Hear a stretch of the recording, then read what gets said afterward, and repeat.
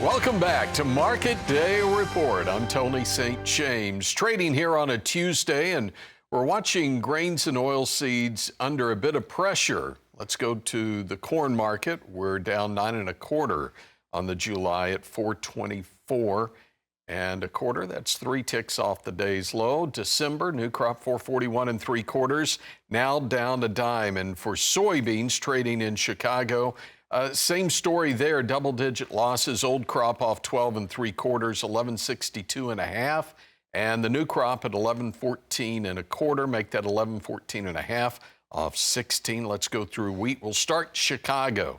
July 544 1/2. That's down 8 deferred, 7 to 8 lower. Hard red winter wheat. We used to call that back in the day KC wheat. July 577 1/4. It's off 4 1/4, and the deferreds anywhere from 4 to nearly 6 cents lower.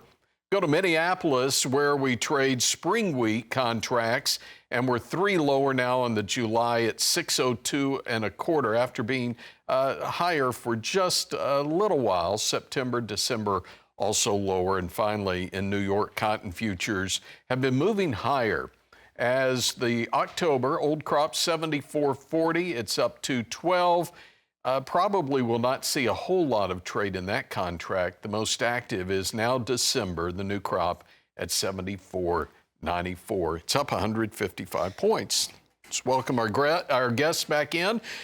Chris Swift with Swift Trading, and I don't know why I'm welcoming you back in. I'm actually sitting in your seat here. No, you look good in that seat. Well, it's good to see you. You obviously are deep into the markets each and every day, but is the story right now weather?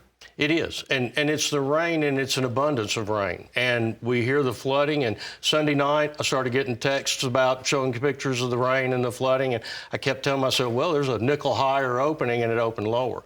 And then I got in Monday morning, and it was sharply lower. We were higher by the close yesterday, and then come in this morning. Now we're lower again. So the rain is creating an abundance of moisture for the corn that's not impacted. So we have to consider how much is really being impacted versus how much is gaining extreme benefit from. Sure. And again, we look at USDA reports like our crop progress report, or even if we're looking at quarterly stocks or any other report, most of those are lagging measures. So has the market already priced some of that in? I think to an extent it has. Tony, what we're looking at right now is still a tremendous amount of last year's crop to move. Our bins are full right now. We have tremendous on-farm storage. It's skewing the basis just a little bit for those guys that really need it out there. The farmers being a little heavy-handed in holding on to it, yet it's a losing proposition holding on to grain. The price goes down. I'm having to pay storage of some kind or another. Even if it's on-farm storage, I've got to depreciate that in some manner to that. So price going down, I'm just losing money. And they're paying 4.5%, 5% on a CD note every single month. So it's interesting to see how we go from one extreme to the other, and lower prices tend to create lower prices, unfortunately. This is probably the toughest question you'll have to answer. And it's looking for something positive, a little bit of optimism, because there's plenty of negative news right now. But is there a sliver of positivity that you see? I think so. I think when we look at livestock production, ethanol production, we're going to continue to be world end users of corn. Soybeans, soybean oil. We have new processing facilities for the soybean oil that are coming. So yes, there is tremendous amount of positive aspect out there. We just got to get rid of some of this on-farm storage. Get rid of some of the grain that's out there that is unpriced. Consume it, and then we start to move a little bit higher.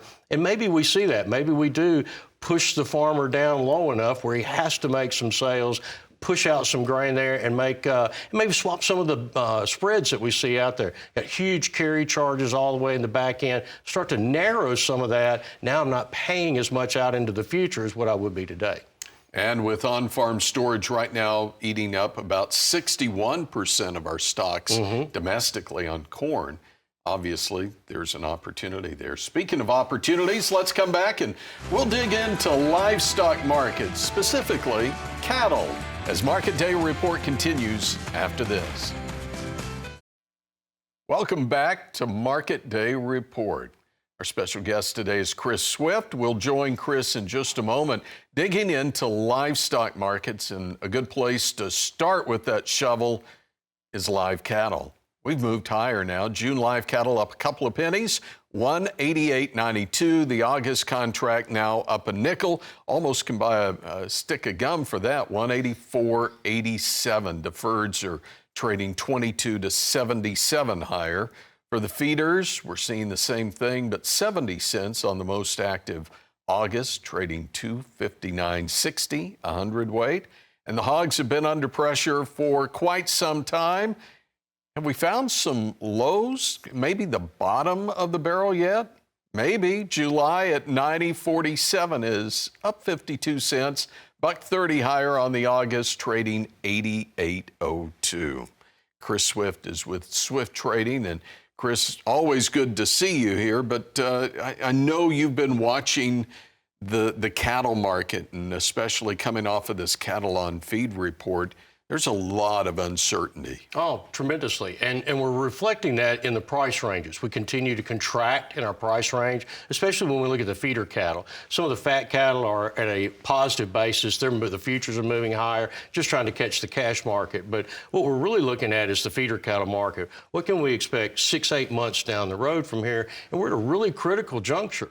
And the triangulation could suggest that we either are at a top or we are at the top, one of the two, and we don't know yet. So I go through the fundamental aspects of what's causing us, what took us here, what we're trying to do to relieve some of this pressure, the shortage of cattle, because we don't have a shortage of beef. We are 1.5% less year-over-year beef production. We have solely increased our weight tremendously on there. And if we look at the chart from 1975 to present, the number of cattle have continued to go down. We're probably not going to increase that again anytime soon. If we stabilize it, coupled with the increase of beef production, we might find ourselves beef positive before the end of the year. Couple of quick thoughts there. You can still only get so many ribeyes out of one steer, if you will.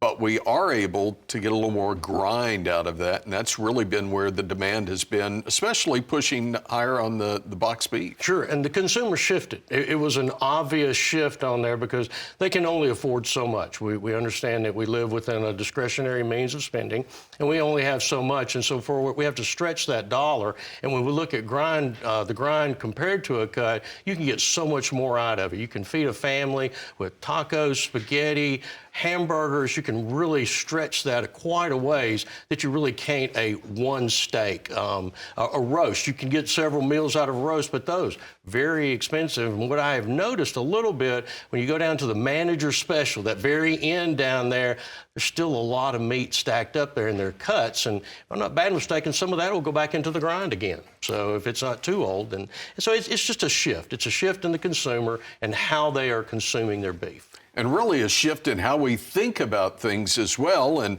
I'll kind of close it out here with dairy. Our consumption of milk is just a sliver of what it was 50 years ago. Yet, dairy prices, Class 3 milk now rising near 52-week highs. Sure. So just showing that as time changes, so do consumer behavior. Absolutely. Absolutely. All right, Chris, great to see you. Pleasure. Thanks again, for Tony. popping back in. I'm glad you're sitting in that chair, buddy. Chris Swift with us. Yeah, two professionals there. Good update, guys. Appreciate you.